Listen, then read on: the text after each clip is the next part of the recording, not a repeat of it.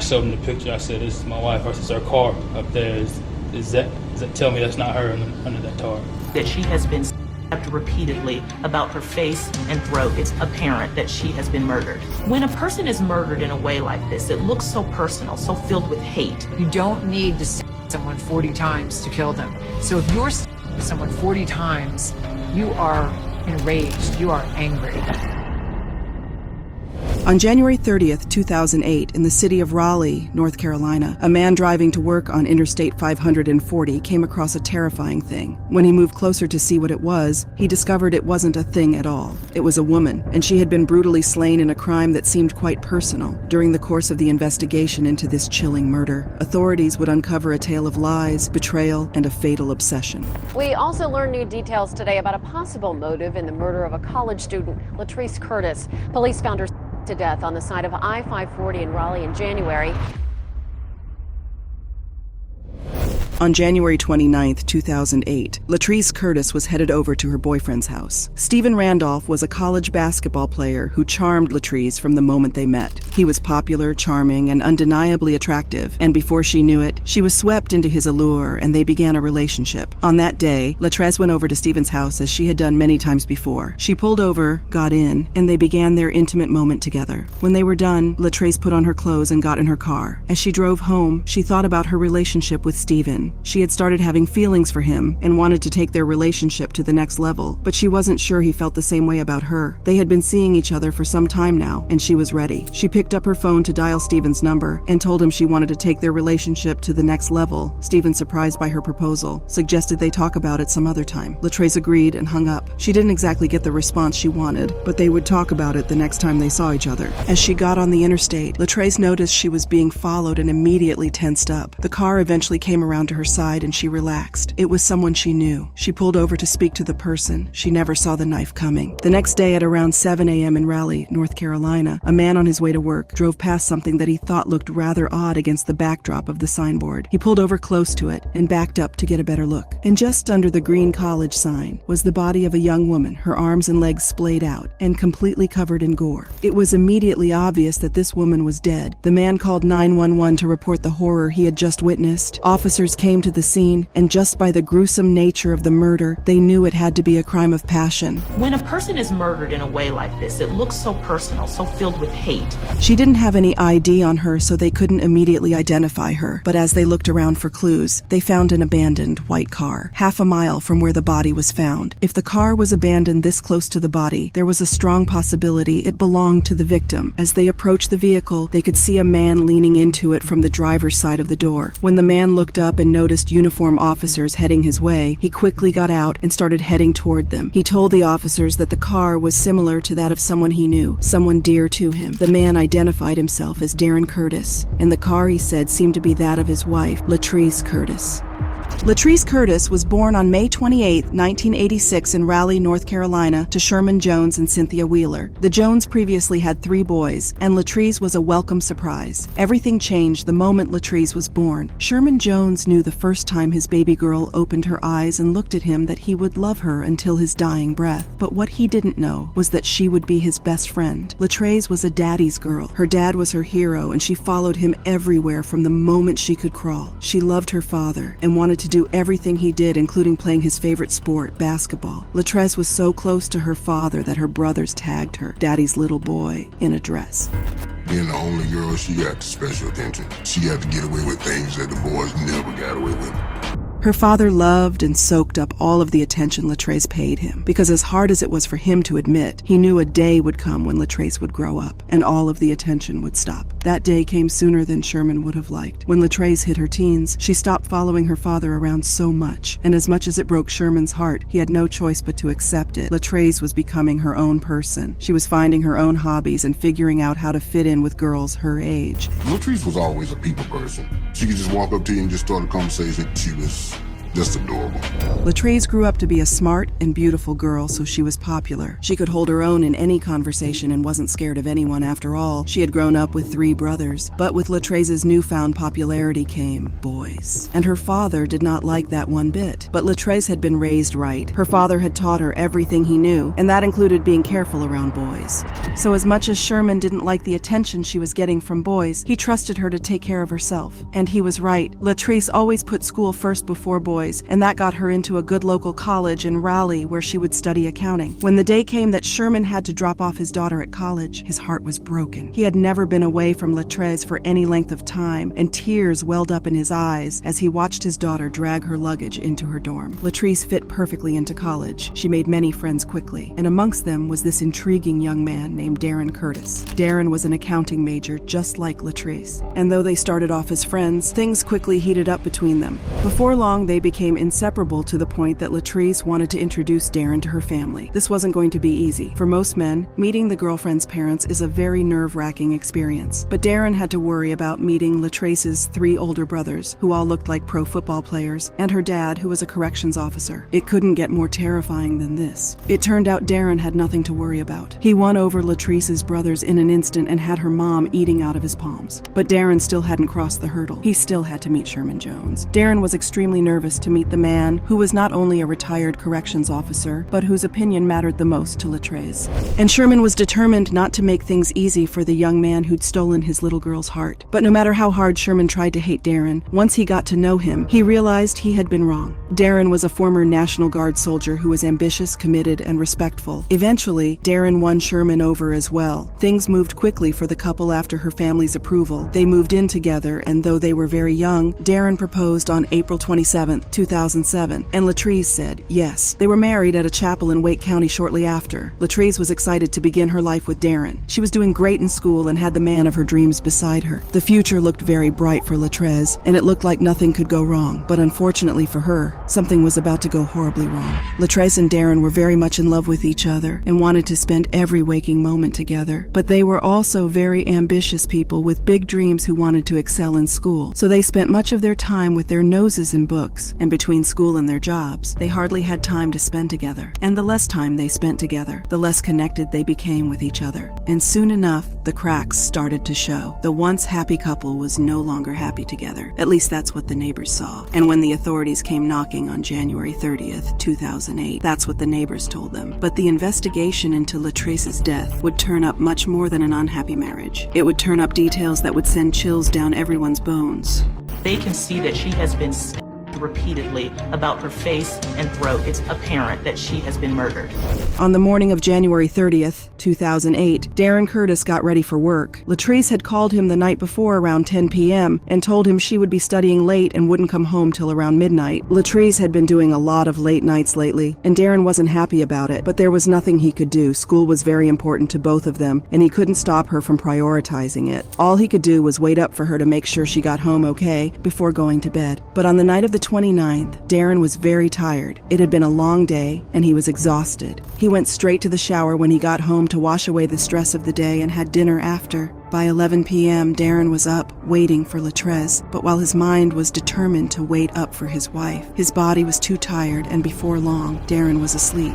He didn't notice that his wife never came home. As he drove to work the next morning, he thought about it. He wasn't sure whether or not she had come home, and when he tried to call her, she didn't pick up. He was thinking about this as he drove by a group of law enforcement officers standing by the side of the interstate, surrounding what looked to be a crime scene. While he felt sad for whomever was involved, it was none of his business, so he drove on. He certainly had enough to worry about, but just a short distance from the crime scene, Darren saw a white car that looked a lot like his wife's car. He pulled over and went to the driver's side of the car, trying to look through the window, and that's when he saw a photo of the two of them in the car, and his heart sank. A very heavy feeling descended on him, wrapped tightly around his heart. He couldn't shake the feeling something awful had happened. The officers were very surprised to see a man claiming to be the possible husband to their victim, who just happened to be at their crime scene.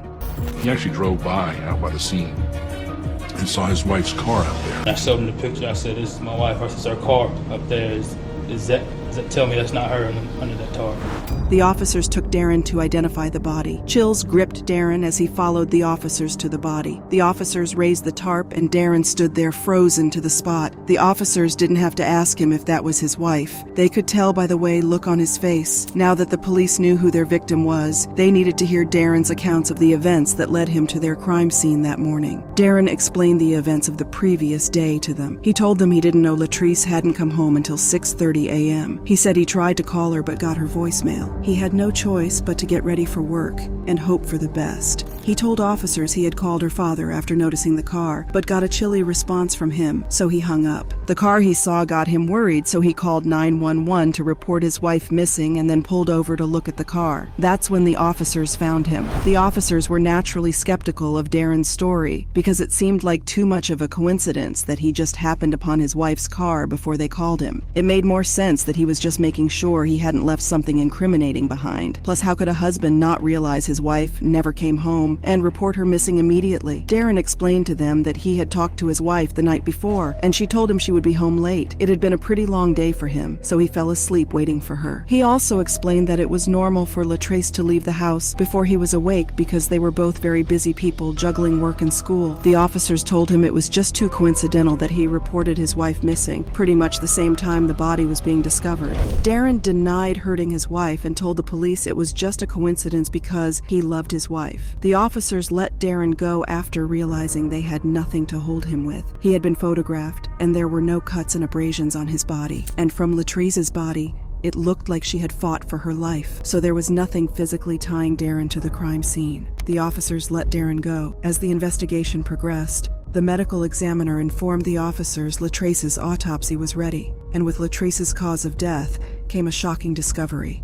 When the autopsy was done on Latrice Curtis's body, there was a condom found. This condom found inside her during the autopsy tells law enforcement that she may have had intercourse recently. The first person they informed was Latrice's husband. Darren was shattered to hear what had been found in his wife's body. He and his wife never used protection, so it wasn't his. He agreed to come in to drop a DNA sample so the officers could rule him out. This discovery raised a lot of questions for the officers. If the protection wasn't Darren's, then who else had Latrice been sleeping with? And did it have anything to do with how she was viciously murdered? The officers decided to pull Latrice's phone records. They discovered Darren had been telling the truth. Latrice had called the night before at around the same time Darren said she had, but they discovered something else, something rather disturbing. A particular number caught the officers' eyes. There were several calls between Latrice and that number around the time of death. The officers were intrigued. Further investigation revealed that the number belonged to a man named Stephen Randolph. The officers immediately began looking into him, and what they unearthed sent the investigation on a very dark and twisted path.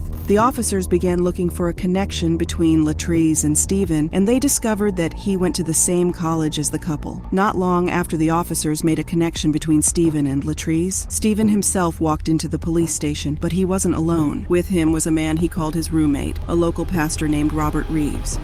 The officers separated Robert and Stephen and proceeded to interrogate them both. Stephen revealed that he and Latrice had a couple of classes together and had become fast friends, and she would sometimes come over to study at his place. When officers asked him if there was nothing more between them, Stephen denied it. The officers proceed to show him Latrice's phone records and her autopsy, and suddenly Stephen's story changed. He confessed to officers he and Latrice's relationship took on a different title as time went by, and they began sleeping together. He told officers the night she was murdered was only the second time she had come over to his place, and she left his house at around 10 p.m.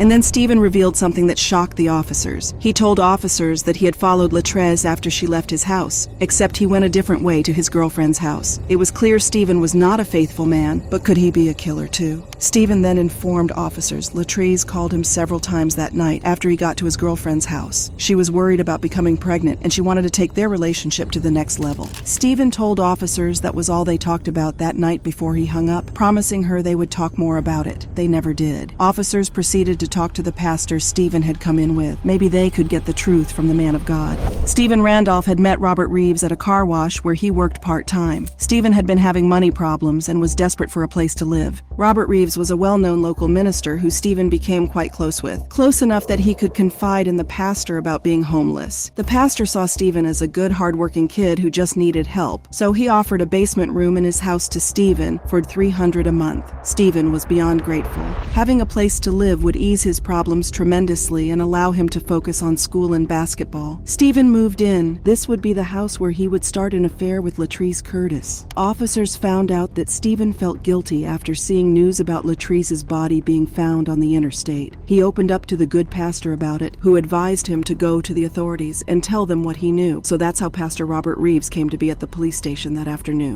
And when the officers asked him about Stephen, he didn't hesitate to tell them all he knew. He told them Stephen often brought girls to the house, and even though he didn't like it, Stephen was an adult who could do as he pleased. He told them he remembered seeing a white car parked outside the house that night after coming home from church, and he knew the car belonged to Latrice because he had seen her once before. He didn't know when Latrice left, but he did happen to see Stephen leave the house that night.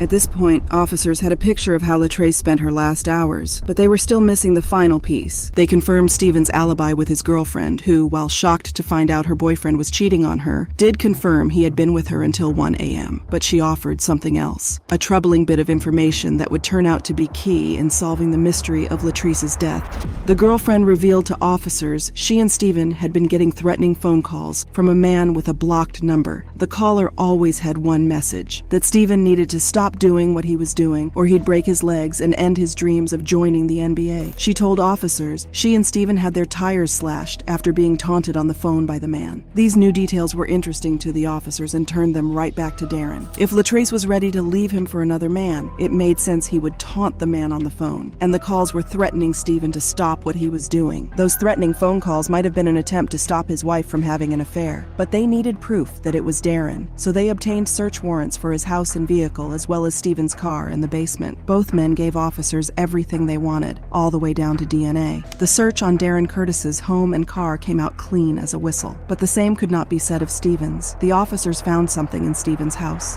They found a minivan parked in the driveway of the house, and when they ran the plates, it came back as belonging to Pastor Robert Reeves, which was to be expected, as it was his property. But something truly alarming came back as well. The minivan had a citation on it from the night of the murder. It had been cited as an abandoned vehicle at 1:30 a.m. by a state trooper. Officers got in touch with the trooper who told them he'd seen the minivan on the side of Interstate 540 with its hazard lights on. When he went to check, he noticed the windows were down, even though it was raining. The key was still in the ignition, but there was no one in the vehicle. He ran the plates, which came back clean, but there was more. The trooper said he saw another white vehicle with its hazards on, but before he could check it out, he received an urgent call that took him away from the crime scene. Officers pinpointed the location of the minivan and the white car, and it was right where Latrice's body was found. It was obvious that had the trooper not been called away that night, he might have walked in on the murder in progress. Officers brought Pastor Reeves in for questioning. At first, a look of terror crossed his face, but then he proceeded to tell officers that he had no idea how his car got there. He claimed that Stephen had access to his keys and had driven it for a while after his tires were slashed. The good pastor was not forthcoming, but a fingerprint found in Latrice's car told officers they had enough to formally make a charge. And on February 2nd, 2008, Pastor Robert Reeves was arrested. Prosecutors believe the suspect, Robert Reeves, was jealous of a relationship the victim was having. They believe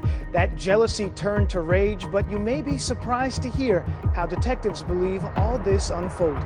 The community was outraged to learn that the innocent pastor had been arrested in a case that seemed like it had nothing to do with him. But as the truth came out, they learned that the pastor they thought they knew was nothing less than a predator. Statements began in the case of Robert Reeves. He's accused of Latrice Curtis 40 times and then dumping her body on the side of I-540. During the trial, Robert's congregation and staunch supporters found out that the first time officers met Robert Reeves, they noticed he had fresh wounds on his arm, which he explained away as an injury from helping Stephen move a table. He made it seem like nothing, but officers found out there was more to the story. When they followed up with Robert's sister, she told them that she was there when Robert helped Stephen move the table, and she didn't remember him sustaining any injury. A background check on Robert revealed a long criminal history of preying on young boys at his churches, and if he got caught, he simply moved to a different area. There was more. When officers subpoenaed Robert's phone records, they found out he had 3 numbers registered to him. The calls on one of the numbers lined up perfectly with the time Stephen and his girlfriend received the threatening calls. They also found out that the DNA results from Latrice's car matched Robert's. But the most shocking revelations came when Stephen himself testified in court and told a story that left Robert's supporters completely astounded.